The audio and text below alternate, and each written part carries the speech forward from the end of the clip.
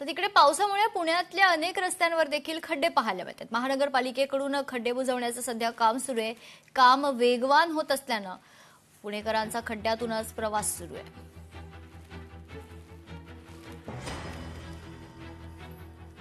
महानगरपालिकेच्या अनेक रस्त्यावर जे आहेत ते खड्डे पाहायला मिळालेले होते। त्यानंतर महापालिकेने अनेक खड्डे बुजवल्याचा दावा केलेला आहे। मात्र आता जर आपण पाहिलं तर असे अनेक पुण्यामध्ये वेगवेगळ्या भागामध्ये जे आहेत ते खड्डे आणि चेंबर साईडचे चेंबर जे आहेत ते खाली गेल्याचं चित्र पाहायला मिळते। येत्या महिनाभरामध्ये महापालिका आयुक्तांनी सांगितलेलं आहे की हे सगळे खड्डे जे आहेत ते बुजवले जातील। मध्य काळामध्ये गॅस कनेक्शनसाठी ज्या पाईपलाईन्ससाठी आपण परमिशन दिल्या त्यामुळे शहरात वेगवेगळे खड्डे होते, तसेच वेगवेगळ्या एजन्सीने जे कामं खोदून केले त्यामुळे हे सगळे खड्डे असल्याचं महापालिका आयुक्तांनी म्हटलेलं आहे। मात्र येत्या महिनाभरात हे सगळे खड्डे बुजवले जातील आणि यामध्ये चांगलं काम केल्याचं चित्र पाहायला मिळेल।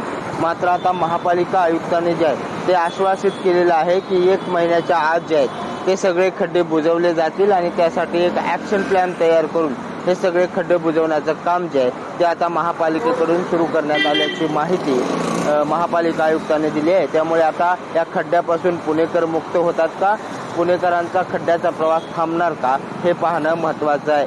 बालाजी पोद्दार, लोकशाही मराठी, पुणे। आपल्या इथे LPGचा पुरवठा थोडासा कमी झाल्यामुळे एक मोहीम स्वरूपात MNGLचा जो काही कनेक्शन आहे ते वाढवण्याची सूचना आमच्याकडे आली होती शासनातर्फे।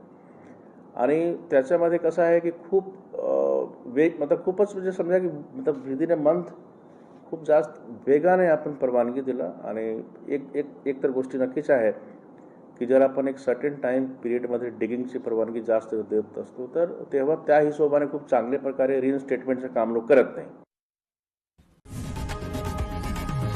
लोकशाही मराठी ऐका, पहा, जागरूक रहा।